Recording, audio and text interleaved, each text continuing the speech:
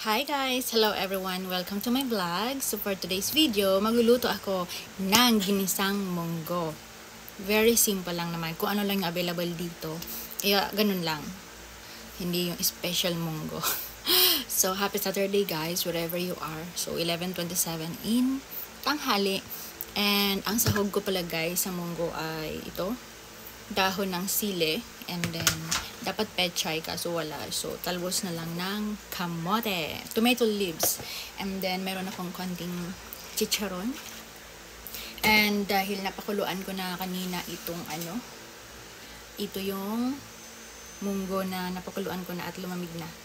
So, masyado siyang malasa. Kasi nga, diba, soft yung pag soft boil siya. Yung medyo matagal siyang nagkulo. Tapos, lumambo talaga siya ng bongga. So, anyway, nagluluto na ako. So, ayan. Maglagay tayo ng konting oil. So, this is sunflower oil. Bawang.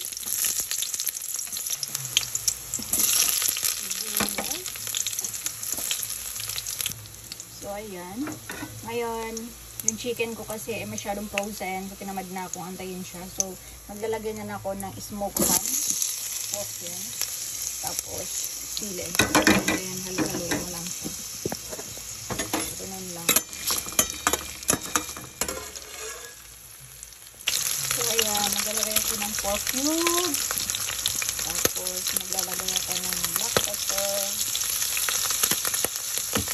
So, ngayon, ilalagay na natin yung munggo. Ayan, ayan na guys. So, diba? Haluin na lang siya.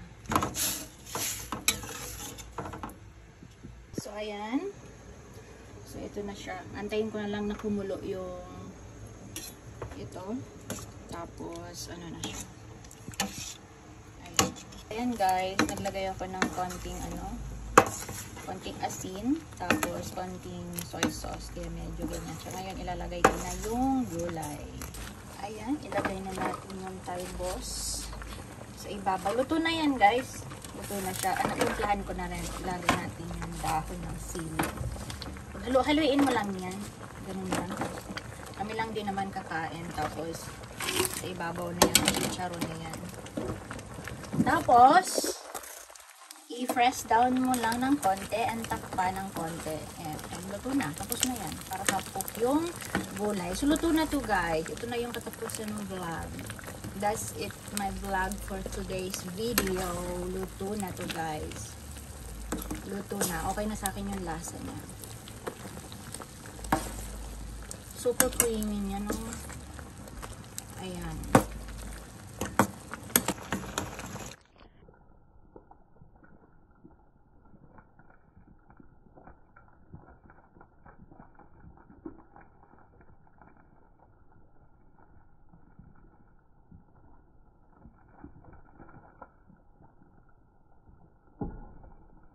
So, ayan na po yung simpleng ginisang munggo ni Myra E.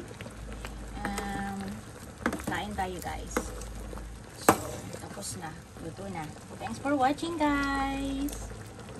Oh my God. Ang sarap.